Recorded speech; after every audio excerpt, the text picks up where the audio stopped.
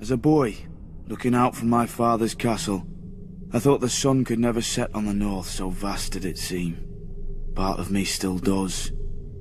The north is by far the largest of the 7 kingdoms, and can fit the other 6 inside it. Not that the others care. Cold and damp. That's how the southerners see the north.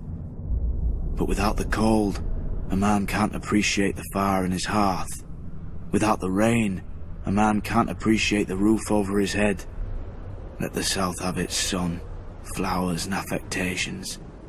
We northerners have home. Mine was once Winterfell, the ancient seat of my father's family, House Stark, who have ruled the north since the first men and were once the kings of winter.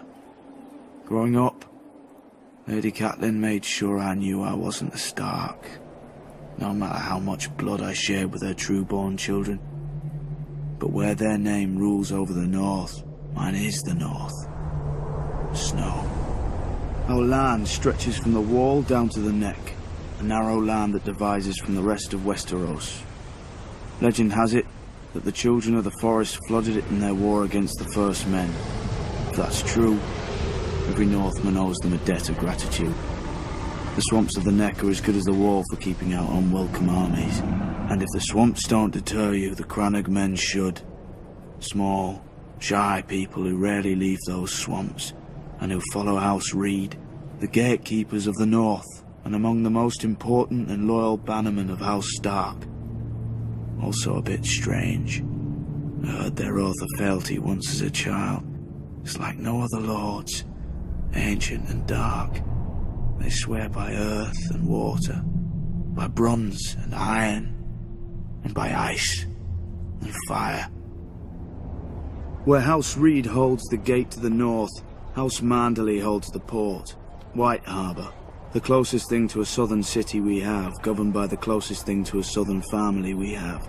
Generations ago, the Manderleys were driven from the Reach, but the Starks gave them their land in return for fealty. Now White Harbour is the richest city of the north, and the Manderleys the richest family. Not in gold and silver like their southern counterparts, but in fish, grain, and trade. As for the other great northern houses, the Starks brought them into the fold during the Age of Heroes. A Stark wrestled an Ironborn for Bear Island and gave it to the Mormons.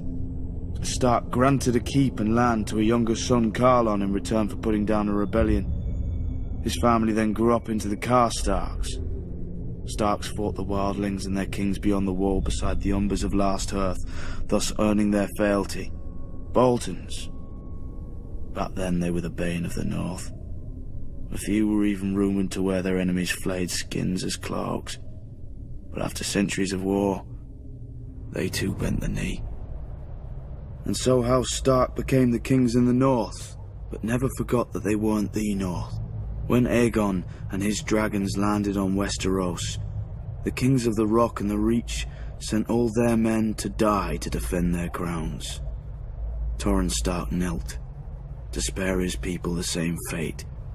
He placed duty above pride, just as my brothers in the Night's Watch had done for thousands of years at the Wall.